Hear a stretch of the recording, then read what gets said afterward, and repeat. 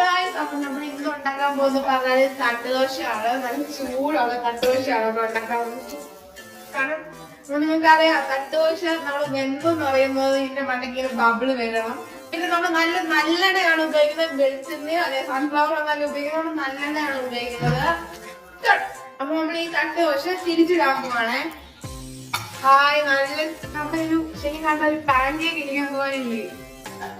അപ്പൊ നമുക്ക് ഈ തട്ടുദോശയുടെ കൂടെ കഴിക്കാൻ നമുക്ക് നല്ല ചൂട് സാമ്പാറുണ്ട്.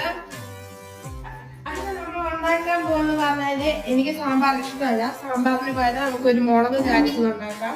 അപ്പൊ അങ്ങനെ മുളക് വേണം, അല്ല സോറി ഇത് ഉപ്പ് വേണം, നമ്മുടെ പുളി വേണം, കുറച്ച് മുളക് പൊടി വേണം, പിന്നെ നല്ല വെളിച്ചെണ്ണ വേണം. ഇതെല്ലാം കൂടെ ഇങ്ങനെ അങ്ങോട്ട് നമ്മളൊക്കെ ആണെങ്കിൽ നല്ലതായിട്ട് ഇങ്ങനെ ചാലിക്കണമെങ്കിൽ പോകുന്നത് നന്നായിട്ട് ചാലിച്ച് ഈ പുളി ആളുകളുണ്ടല്ലോ ഇങ്ങനെ നന്നായിട്ട് ഇങ്ങനെ ചാലിച്ചെടുക്കണം.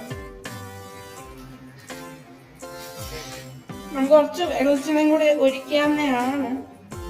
പക്ഷെ എനിക്ക് ചെറുതായിട്ട് തൊട്ട് നിൽക്കാൻ വേണ്ടി മാത്രം മതി. അതുകൊണ്ട് ഞാൻ ഇനി അടിക്കുന്നില്ല. അപ്പൊ ഇതാണ് നമ്മുടെ വൈകിട്ട് ആഹാരം. നല്ല ലളിതമായ ഒരു കേരള ഇന്ത്യൻ ബ്രേക്ക്ഫാസ്റ്റ് ആണ്.